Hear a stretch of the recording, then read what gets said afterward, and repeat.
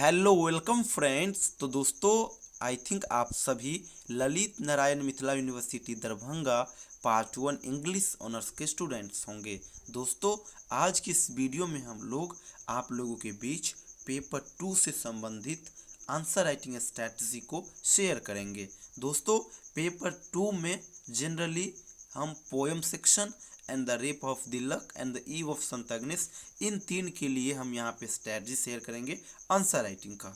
दोस्तों, आपको आंसर जो लिखना होगा वो 4 सेक्शन में लिखना होगा: introduction, about poet, main part और कंक्लूजन।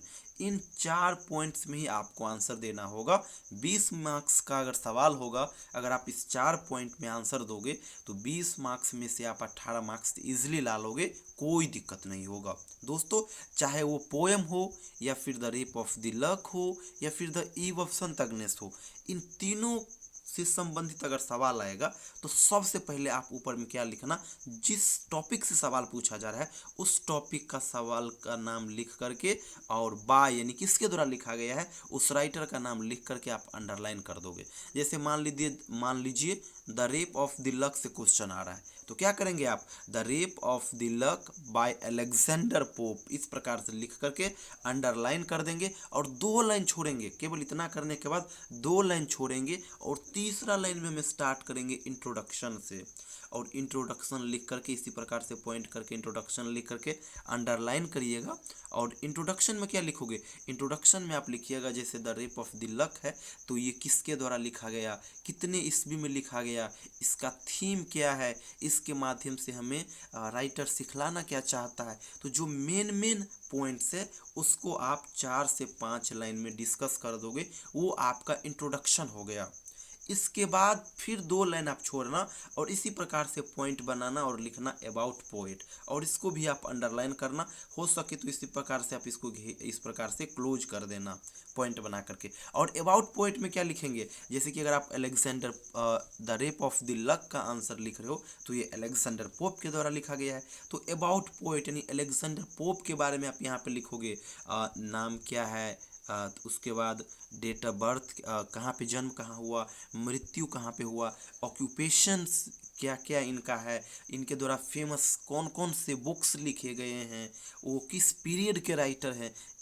तो इस प्रकार से आप 5 से 6 लाइन जो मेन पॉइंट्स है उसको आप अबाउट पोएट में डिस्कस कर दोगे। और फिर 2 लाइन छोड़ करके फिर आपको आ जाना है मेन पार्ट पे।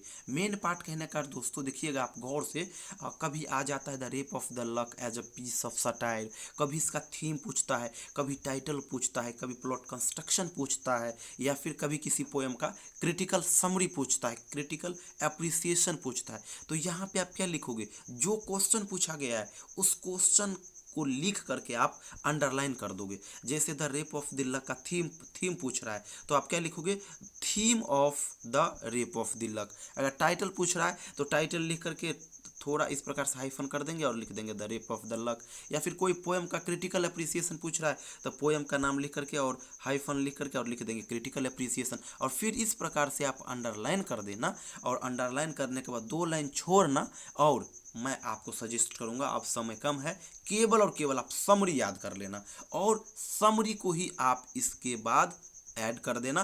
कम से कम आप समरी को 2 से 3 पेज तक जरूर लेके चलिएगा। तो यहाँ पे समरी लिख दीजिएगा और फिर समरी लिखने के बाद 2-3 पेज लिखने के बाद 2 लाइन छोड़ना और सबसे लास्ट पॉइंट लिखना आप कंक्लूजन यानी निष्कर्ष। और कंक्लूजन में लिखना कि इस पोएम या फिर इस टॉपिक के माध्यम से पोएट हमें क्या सिखलाना चाहता है, क्या इसका मेन थीम रहा है, उस चीज़ को आप 2 लाइन में लिख करके आप उसको ख़त्म कर देना। 20 मार्क्स का सवाल होगा तो मुश्किल से 2 से 3 मार्क्स कटेंगे। अगर आपका राइटिंग बेहतर होगा बहुत अच्छा मार्क्स की ओर जाओगे। क्या कहा मैंने, आप सबसे पहले जो भी टॉपिक से सवाल आता है उस टॉपिक का नाम लिख करके और किसके द्वारा वो टॉपिक लिखा गया है उस राइटर का नाम लिख करके आप अंडरलाइन कर दोगे। फिर 2 लाइन छोड़ोगे और लिखोगे इंट्रोडक्शन। इंट्रोडक्शन में उस टॉपिक से संबंधित जो मेजर पॉइंट्स है उसको आप 4 से 5 लाइन में डिस्कस कर दोगे, वो आपका इंट्रोडक्शन हो गया। फिर 2 लाइन छोड़ करके आप अगला पॉइंट बनाओगे अबाउट पोएट। वो टॉपिक जिस पोएट के द्वारा लिखा गया है उस पोएट के बारे में आप 5 से 6 लाइन पॉइंट वाइज करके लिखोगे। जब आप हमारा क्लास नोट्स कंटेंट लोगे तो वहाँ पे आप देखोगे हर पोएट को हम डिस्कस किए हैं और पॉइंट वाइज उसको प्रिपेयर किए हैं। नेम, डेट, जन्म कहाँ पे हुआ, मृत्यु कहाँ पे हुआ, ऑक्यूपेशन क्या है, फेमस वर्क्स कौन है, किस पीरियड के राइटर है, ये सारी चीज़ें वहाँ पे लिखे हुए हैं। तो ये यहाँ पे लिख देंगे। उसके बाद लिखेंगे जो सबसे मेन पार्ट है, ये हो गया तीसरा मेन बॉडी। आप देखिए किस प्रकार से क्वेश्चन आ रहा है। अगर क्वेश्चन पूछ रहा है rape of the lock as a piece of satire, तो आप उसी को हेडिंग करेंगे, rape of the lock as a piece of satire. अगर थीम पूछ रहा है तो थीम को ही आप मेन पॉइंट बना करके उसको अंडरलाइन करोगे। जरूरी नहीं है कि 3 लाइन का क्वेश्चन है तो तीनों लाइन लिखे, बिल्कुल नहीं। जो मेन पार्ट है उसको लिख करके आप इस प्रकार से अंडरलाइन कर देना। और अंडरलाइन करने के बाद आप उस टॉपिक से संबंधित केवल और केवल आप समरी को 2 से 3 पेज में लिख देना और लास्ट में 2 लाइन छोड़ करके कंक्लूजन लिख देना। आपका आंसर बेहतर माना जाएगा। और जो मैं स्ट्रैटेजी बतलाया हूँ दोस्तों, इसमें अगर आप केवल और केवल इस पोर्शन में केवल और केवल सवाल कुछ भी आए, केवल और केवल आप अगर इस फॉर्मेट में लिखोगे और समरी को केवल और केवल ऐड कर दोगे, अच्छा मार्क्स लाने से आपको कोई नहीं रोक सकता है।